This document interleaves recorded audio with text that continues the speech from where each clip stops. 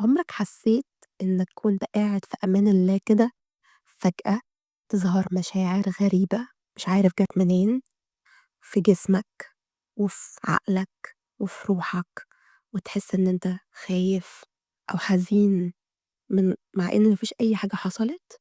لو عايز تعرف ده معناه إيه وإزاي نتخلص من الإحساس ده شوف الحلقة للآخر.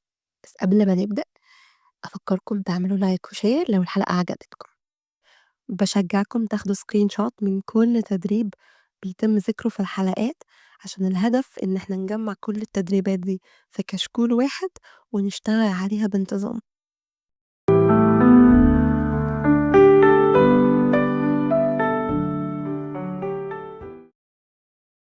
ازيكم؟ المثير أو التريجر هو حدث بينبهك أو يحفزك أو يثيرك عشان يطلع منك رد فعل. غالبا ما بيكون رد فعلك عبارة عن مشاعر بتطلع منك بتخليك حاسس بمحنة وألم. كمان تأثير الحدث المثير ده أو التريجر بيفصلك عن الحاضر بتاعك، عن اللحظة اللي انت فيها دلوقتي. الأعراض أو العلامات إن يحصل لك رد فعل جسدي كبير زي الغضب، الإحساس بالعار، الحزن، الانفصال أو dissociation، وده لما تحس إنك خرجت من جسمك أو إنك بتبص على نفسك من فوق. تغيير في اللغة، فقدان القدرة على التعبير بالكلام، الحلفان الكتير، العدوان السلبي أو الباسيف أجريسيف، إنك تنسى كل ما هو إيجابي في حياتك وما تفتكرش غير السلبيات سواء بتاعتك أو بتاعت الآخرين. طريقة التفكير بتاعت كل حاجة أو ولا حاجة، يا أبيض يا أسود، مفيش وسط. إنك تلجأ لحاجة تنسى بيها اللي انت فيه ولو بشكل مؤقت زي المخدرات، السوشيال ميديا، الأفلام، الأكل أو أي ممارسات قهرية. الاستقامة بمعنى إنك تركز بأفورة إنك تبقى صح وتحكم على أي حد مش بيعمل زيك. إزاي أعرف إن أنا اتعرضت لحدث مثير؟ اسأل نفسك الأسئلة اللي جاية: فين وإمتى الموقف ده عادة بيحصل؟ هل بيكون حاجة متشافة مسموعة، ريحة معينة أو لمسة معينة؟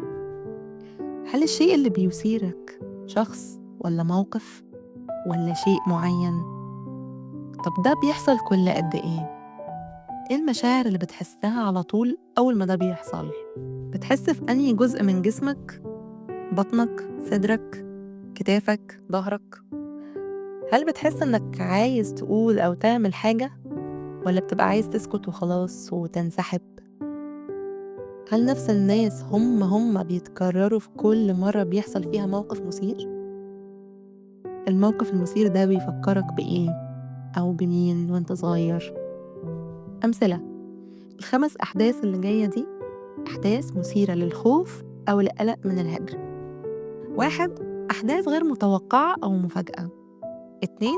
تغيير في التعامل، يعني حد كان لطيف وفجأة بقى عصبي نتيجة ضغوط أو أي حاجة. 3. الرد المتأخر أو الانتظار أو عدم الرد من أساسه اللي هو الغموض. 4.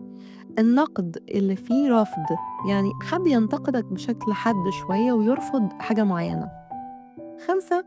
بعض الشخصيات اللي بيبقى أسلوبها حاد شوية، يعني ساخرة أو شكاية أو بتحكم دايما على الناس. إزاي أواجه الأحداث المثيرة اللي فاتت دي؟ مشكلة الأحداث المفاجئة أو حد معاملته اتغيرت فجأة.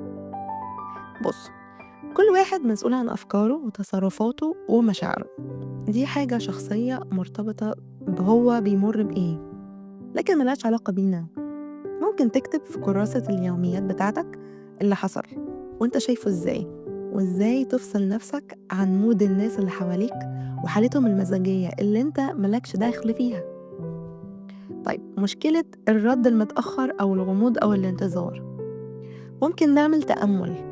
التأمل أو اليقظة من الحاجات اللي بتساعد الجسم على الاسترخاء وبتقلل من رد الفعل الجسدي للتريجر. تاني حاجة، اكتب النمط اللي بيتكرر في كل مرة بتحس فيها بالغموض أو إن في حاجة بره السيطرة. بالنسبة للنقد السلبي فخلينا نحط الكبرياء على جنب.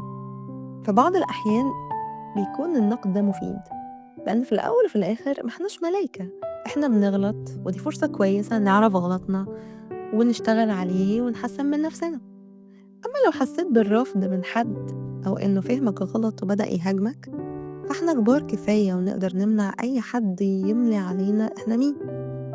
ساعات لو حاولت تشرح لحد، خاصة إنك مش غلطان وإنه فهم غلط، لو الشخص ده سام مش هيسمعك ولا هيفهمك، وهيفهم دايما على مزاجه. فوفر طاقتك وسيبه يصدق اللي هو عايز يصدقه، وخليك واثق في نفسك مادام مش بتعمل حاجة غلط.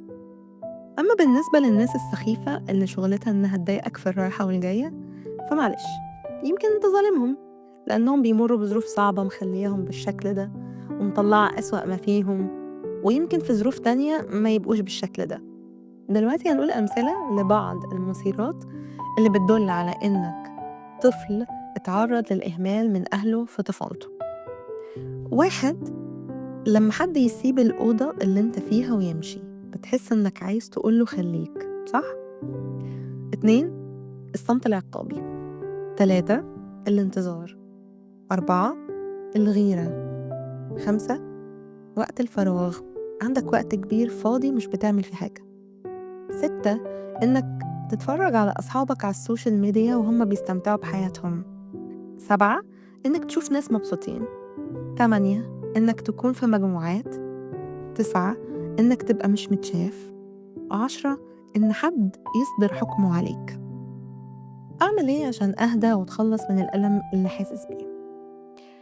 أول حاجة إنك تتعلم تلاحظ نفسك وتتعرف على الحالة اللي انت فيها، إنك أيوة أنا تعرضت لحدث مثير. بعد كده قول بصوت عالي لنفسك إنك بتعاني من رد فعل عاطفي أو مشاعرك محتاجة تنظيم. اتأكد إنك حاسس بالأمان. حاول تكتب في كراسة اليوميات أو الجورنال بتاعتك، لأن ده هيساعدك تشوف الأفكار والمشاعر بشكل أوضح وتتعامل معاها. حاول تبقى حافي ورجليك لامسة الأرض، وده بيسموه grounding technique عشان جاي من الأرض يعني. اتنفس ببطء وبالراحة. اقعد وحاول تحس بوزنك على الكرسي، وده نوع من أنواع تمارين اليقظة أو mindfulness عشان يفصلك عن الذكريات والمشاعر اللي طلعت فجأة ويرجعك تاني للواقع. ممكن تاكل حاجة وياريت لو بروتين. روح الحمام، اغسل ايديك بالراحة وخليها شوية تحت المية.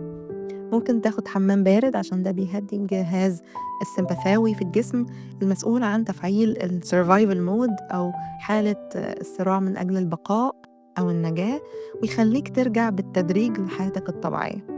لو متاح في اللحظة دي حد بتحبه، خليه يحضنك جامد، لأنك في اللحظة دي محتاج دعم معنوي كبير عشان جسمك يهدى وتحس بالأمان مرة تاني وتكمل حياتك العادية بأسرع وقت. في الأول وفي الآخر التريجرينج أو المشاعر القديمة اللي بترجع لنا تاني هيئة فلاش باكس مش مرض، عشان كده ملهاش علاج معين، إنما هي عرض طويل المدى نتيجة التعرض لصدمات بشكل مستمر لفترة طويلة، وده خلى جسمنا يتعود على الرد فعل ده كل ما نقابل مواقف مشابهة لحاجة عشناها زمان.